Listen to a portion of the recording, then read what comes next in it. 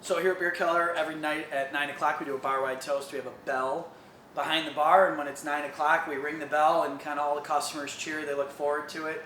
And a staff member gets up and we do a bar-wide toast. You know, we usually do some shot specials, announce things that are happening. And it's just our way to take a second out of the day and kind of say thanks for being here and hope you're having a nice time.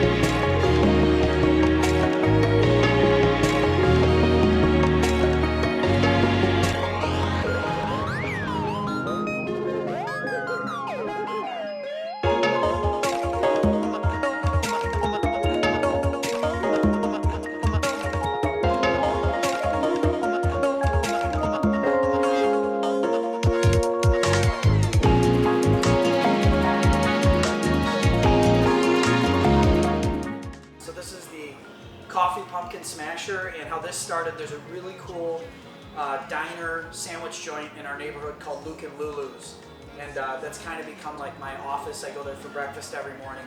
She has these flavored coffees, they're incredible, and so we started featuring her coffee during our brunch, and the most popular is a French toast coffee. So now we have the French toast coffee every day, and we put a little booze in it because why wouldn't you?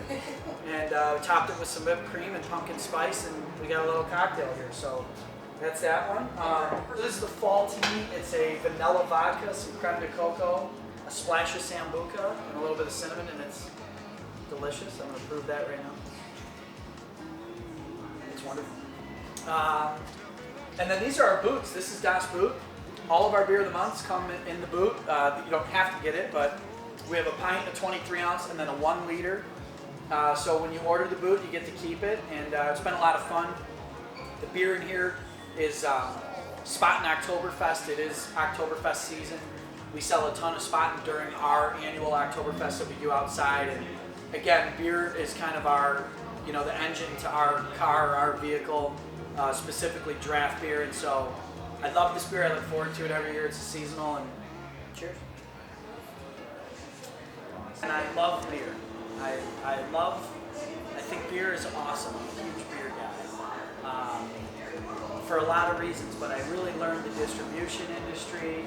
I learned different brewers and their focal points and their mission statements and how they were giving back.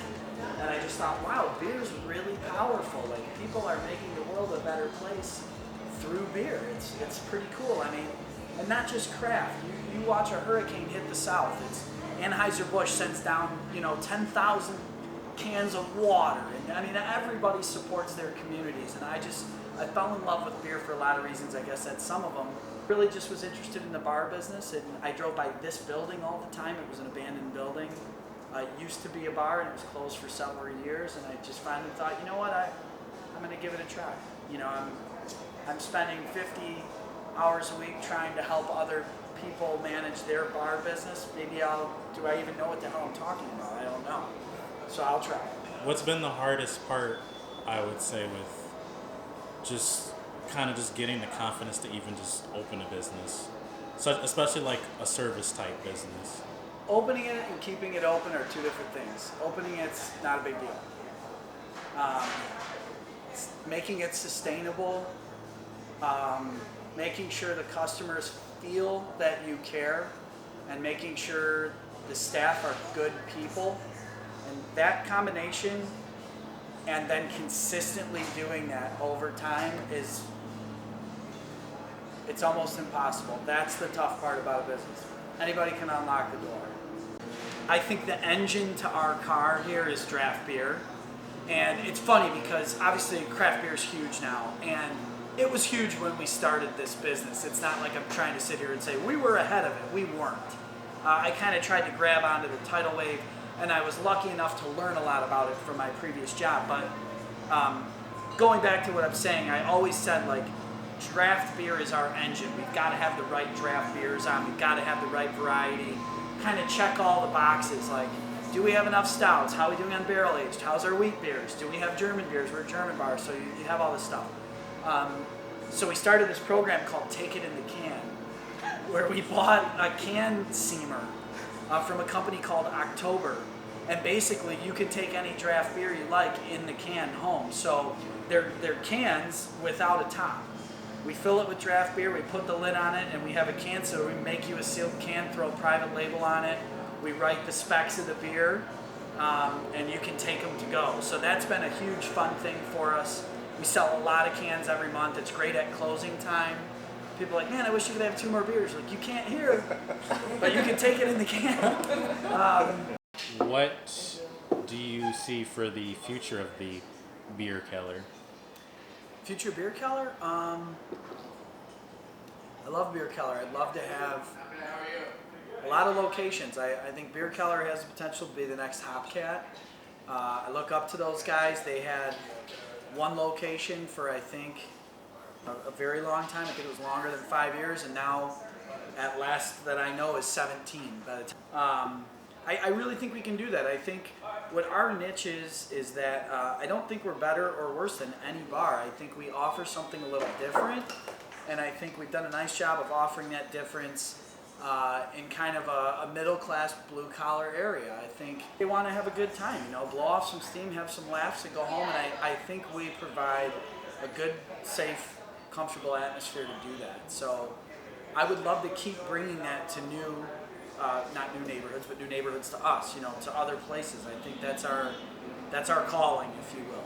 So, you know, people all the time are like, why don't you go to Royal Oak? Why don't you go to Ann Arbor? I'm like, I don't know, because there's 100 other bars that do cool stuff. You know, I'd rather go to a neighborhood that's got a lot of shot and beer bars, which I love, by the way. Those are my favorite bars. But maybe we could bring this there and be a point of difference for people that just want to change it up time to time. You know, so that's kind of what I see for beer.